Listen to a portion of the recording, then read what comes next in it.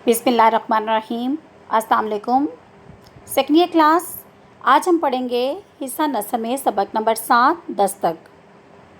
इनके मुसन्निफ़ हैं मिर्ज़ा अदीब। मिर्ज़ा अदीब अज़ीज़ तालिबात, उनका असल नाम दिलावर अली था। वो 1914 में लाहौर में पैदा हुए और यहीं से तालीम पाई।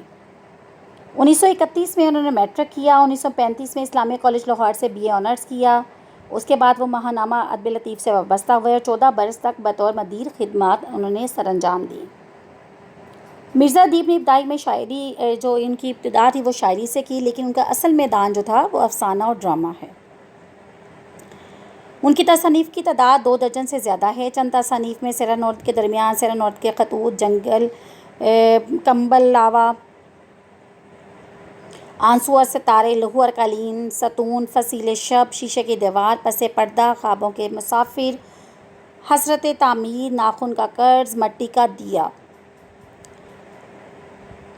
मिर्ज़ा अदीब का शुमार उर्दू के चोटी के ड्रामा नगारों में होता है। ख़ुसूसन उन्होंने यक बाबी यानी 1 एक्ट ड्रामा जो था उनके फ़रोग़ में मिर्ज़ा अदीब की काविशों का बड़ा दखल है। वो ड्रामे के बुनियादी अनासर का शऊर रखते हैं। किरदार की तश्कील और प्लाट की तामीर और मुकालमे की तामीर में उन्हें फ़नी महारत हासिल है। वो एक कामयाब ड्रामा निगार हैं। ये ड्रामा उनके मजमूए कहाँ से लिया गया है? पसे पर्दा से लिया गया है। जी अज़ीज़ तलबात, आपके हिस्सा नस्र में सबक नंबर 7 दस्तक, ये एक स्टेज ड्रामा है। अगर इस ड्रामे से पहले मैं थोड़ा सा आपको ये बता दूं कि अगर पूरा एक मरकज़ी ख़्याल की तरह निचोड़ आपको बता दूं कि इसका लुबाब क्या है इस पूरे ड्रामे का, जो एक पैगाम आप तक पहुंचाना चाहते हैं कि देखिए, इंसान जो क्या करता है अवाइल उम्र में अपनी गलतियों या गुनाह का एहसास, अवाइल उम्र में उसे वो जो गलती करता है या उसे गुनाह सर्जता है उसके में उसको एहसास नहीं होता, मगर वक्त गुजरने के साथ साथ गलतियों और गुनाह का एहसास जो है दिमाग पर बोझ बनता चला जाता है और ज़मीर बार बार दिल के दरवाजे पर दस्तक देता है। यही अगर आप देखें सेंट्रल आइडिया है इस पूरे ड्रामे का। जी अज़ीज़ तलबात, हम सबक का आगाज़ करते हैं। देखिए, इसमें कुछ पहले उन्होंने किरदारों के नाम दिए हुए हैं। डॉक्टर ज़ैदी हैं, बेगम ज़ैदी हैं, डॉक्टर बुरहान हैं। अब मंज़र में देखें उन्हें अज़ीज़ तलबात, डॉक्टर ज़ैदी का एक कमरा है। वो डॉक्टर ज़ैदी जो है गाव तकिया लगाए हुए, टेक लगाए हुए बैठे हैं। गाव तकिए से टेक लगाए हुए बैठे हुए हैं। गाव तकिया कहती हैं बेटा, बड़ा आरामदेह तकिया। उम्र उनकी 55 के लगभग है। फ्रेंच कट दाढ़ी है। फ्रेंच कट दाढ़ी कहती हैं फ्रांसीसी की तर्ज पर कटी हुई दाढ़ी, जैसे थोड़ी पर रखी जाती है। चेहरे पर नकाहत है। नकाहत बेटा कहती हैं कमज़ोरी को। और उन्होंने क्या किया हुआ है? कंबल लपेटा हुआ है। पलंग के पास छोटी मेज़ पर मुख्तलिफ शीशियाँ पड़ी हुई हैं। रात तूफ़ानी है। तेज़ और तुंद हवा का मुस्तकिल शोर है। तेज़ और तुंद का मतलब क्या होता है? ज़ोरदार। अब पलंग के पास जो बेगम ज़ैदी जो है आराम कुर्सी पर बैठी किसी रसाले का मुतालिया कर रही हैं। उम्र 50 के करीब है।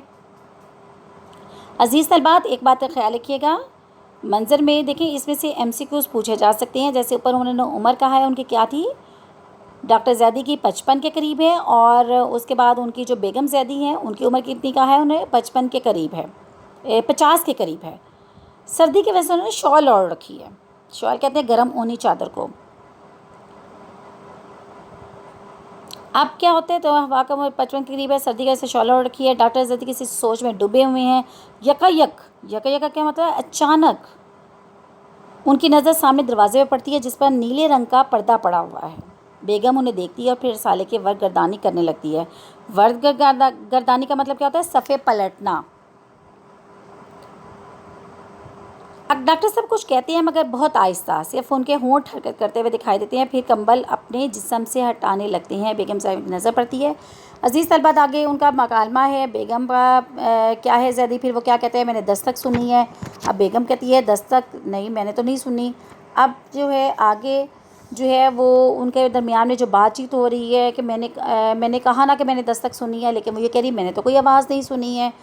देखो तो वो फिर उनको बार बार इसरार कर रहा है कि देखो, तुम जाके दरवाजे पर देखो तो सही कि दरवाज़ा कोई क्या कर रहा है, कोई दरवाज़ा खटखटा रहा है। मुझे बाकायदा उसकी आवाज़ आ रही है। लेकिन अब देखिए बेगम जो है फिर क्या करती है? बेगम रिसाला पर कुर्सी पर रखती है और फिर उनकी तरफ जाती है। आप क्या कह रहे हैं? देखता हूँ कि दरवाजे पर कौन है, तो तुम जाती क्यों नहीं? अब उनसे क्या कर रही हैं? बार बार तकरार कर रही हैं कि जब मैं एक बात तुमसे कह रहा हूँ और तुम मेरी बात सुन क्यों नहीं रहे? मेहरबानी करके बैठे रहिए और दरवाजे पर कोई भी नहीं है। تو یہ دستک اب کیا ہے؟ پھر وہ ان کو یہ وہی بات کہتے ہیں دستک ہے. بیگم ان کے گرد کمبل لپیٹنے لگتی ہے. تیز ہوا پھر ان کو کیا کہہ رہی ہے؟ تیز ہوا کا شور ہے جس کی وجہ سے آپ کو آواز آ رہی ہے. تیز ہوا دروازے پہ دستک دیا کرتی ہے. اب وہ اسے الجھ رہے ہیں نا باتیں کرتے ہوئے کہ تیز ہوا کیا، تیز ہوا سے کیا دروازہ تو کھٹکھٹنے لگتا ہے. میں کہتی ہوں کوئی نہیں ہے، خواہ پریشان ہو رہے ہیں. اب پھر کیا ڈاکٹر زیدی کیا کہ ذرا سنو تو بالکل صاف آواز سنائی دے رہی ہے. اب وہ کیا کہہ رہی آپ کا وہم ہے. دیکھو اب زیادہ زور سے ہونے لگی ہے. اب وہ پھر وہ سے زچ ہو جاتی ہے. کیا کہتی ہے نہیں خدا کے لیے لیٹے رہیے. اب آپ تو خود ڈاکٹر ہیں، ڈاکٹر ایسی حرکتیں کرتی ہیں، اپنی حال کا کچھ تو خیال کریں. اب پھر اسے کہا نہیں تم ایک مرتبہ جا کر دیکھتی کیوں نہیں ہو کہ میں جب کہہ رہا ہوں کہ ڈاکٹر جو ہے دروازے پہ دستک ہو رہی ہے. میں جانتی ہوں دروازے پہ کوئی نہیں ہے. پھر دیکھیں وہ کیا کر رہی ہے، یوں سر کو جنبش دے رہی ہے. یعنی جنبش کا مطلب ہوتا ہے حرکت کرنا. جنبش دیتی ہوئی اس کو کیا کر رہی ہے، جیسے اس کام کو بیکار سمجھ رہی ہے دروازے کی طرف جاتی ہے. زیدی انہیں اب وہ کیا کر اسے دیکھ رہا ہے نا، ٹکٹکی باندھے دیکھ رہا ہے، غور سے دیکھ رہا ہے. بیگم پردے کے پیچھے چلی جاتی ہے. دو تین لمحوں کے بعد پردے سے آتی ہے. تو اب وہ اسے باقاعدہ پوچھیں کون ہے، کیونکہ اب وہ دروازے پہ باقاعدہ گئی تھی. اب کون ہے، بیگم واپس آ جاتی ہے. نہیں دروازے پہ کوئی نہیں ہے. اب بیگم جو ہے غصے سے تو کیا دروازہ کھولے بغیر ہی کہہ رہی ہو، نہ جانے بیٹھے بیٹھے کیا ہو جاتا ہے آپ کو کہ یہ کال بیل نہیں ہوئی ہے، دروازے پہ دستک نہیں ہوئی ہے. اب وہ مگر پھر وہ کس بات پہ ہیں، مگر یہ دستک الفاظ کاٹتے ہوئے آپ آرام نہیں کریں گے ڈاکٹر ہو کر. اب پھر وہ اس سے پھر بار بار یہی بات وہ کر رہی ہے. اب وہ کیا اسے بات سمجھا رہی ہے کہ عام جو ڈاکٹر ہوتا ہے وہ عام لوگوں سے مختلف ہوتا ہے. اگر ڈاکٹر بھی واہمے کا شکار ہو جائے گا تو پھر وہ اسے اس علم کا کیا فائدہ ہے.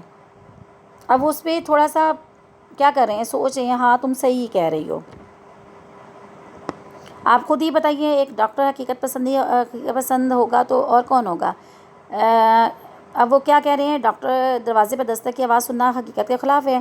اب وہ کہہ رہی ہے کہ کیا وہ اگر دروازے پہ دستک ہوئی نہیں، جب دروازہ دستک ہی نہ ہوا ہو اور بار بار اصرار کیا جائے کہ آواز آ رہی ہے آواز آ رہی ہے، تو پھر یہ حقیقت کہاں ہے اس میں. ڈاکٹر سے نظریں جو بے اختیار سامنے پردے پڑتی ہیں. تیز و تند ہوا کا شور بڑھ گیا ہے، شاید بارش شروع ہو گئی ہے. اب پھر ان کو کیا کریے، لیٹ جائیے. زیدی جو ہے کیا کہا، لیٹ جائیے. پھر وہ تم نے دروازہ کھول کر دیکھا تھا نا. اب پھر اسی بات پہ ہے کہ تم نے دروازہ دیکھا تھا. عزیز طالبات یہ ہیں ہمارے آج کے صفحہ نمبر 40 تک کے صفحات. انشاءاللہ بقیہ صفحات ہم کل کریں گے. اب اس میں دیکھیں عزیز طالبات، اب تک جو ہم نے پڑھے ہیں 3 صفحات، اس میں کیا بات ہے جو میں نے پہلے بھی آپ کو کہا کہ بعض انسان کے ایسے کام کیے ہوتے ہیں کہ غلط کام یا کوئی ایسا اسے واقعہ یا کوئی ایسا گناہ کا ہو گیا، سرزد ہو گیا ہوتا ہے جو کہ لاشعوری طور پر جو ہے اسے وہ کرنا نہیں چاہتا، لیکن اسے سرزد ہو جاتا ہے. اس وقت میں اس کو پتہ نہیں چلتا کہ میرے سے یہ گناہ ہو گیا ہے. لیکن وقت گزرنے کے ساتھ ساتھ، کیونکہ وہ انسان ایک اچھے انسان کی آپ کہہ سکتے ہیں خصوصیت ہے کہ وہ کیا ہے کہ اللہ تعالیٰ نے بار بار کیا کر رہا ہوتا ہے، اس گناہ سے بچنے کے لیے بار بار ان کے دلوں پر دستک دے رہا ہے. دیکھیے اللہ تعالیٰ کا ہم دیکھیں کہ اللہ تعالیٰ نے ہمیں اشرف المخلوقات بنایا، عقل و شعور سے نوازا. کس لیے کہ ہم اس کی سمجھ کے مطابق اور ہمارے لیے 2 راستے متعین کر دیں، نیکی کا راستہ اور برائی کا راستہ.